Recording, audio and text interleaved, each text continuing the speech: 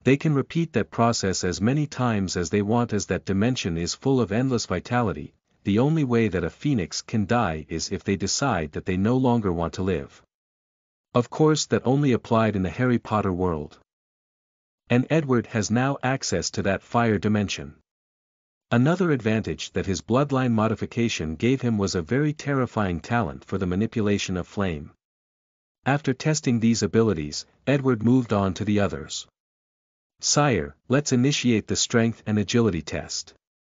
Following this order, a long black cube appeared in the room. Edward walked over and picked it up over his head. Then, after activating the enchantments, the weight of the cube started to increase without changing its volume. Edward held the cube over his head for more than 15 minutes.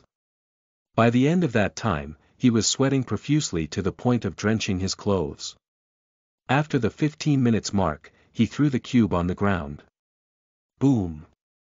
The ground in the White Room shook after landing.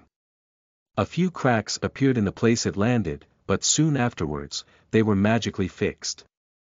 "Siri, what was the maximum weight that I lifted?" "Sir, according to the calculation, you lifted 1,263.894556 kg, replied Siri. "About 1.4 tons, not bad," thought Edward. His strength did not come from giants or trolls, but from the phoenix's ability to lift great weight with their tails. He modified his life code to treat his limbs as a phoenix's tail. The next test was his running speed and reaction speed. All of them have broken through the human body limits, so Edward was satisfied. After finishing with this test, Edward then said, "Siri, the next test is the Muggle firearm test." "Yes, sir." Following which, a pistol appeared in front of Edward, then fired point blank at him. After more than 10 shots, the pistol stopped and Edward looked at his skin.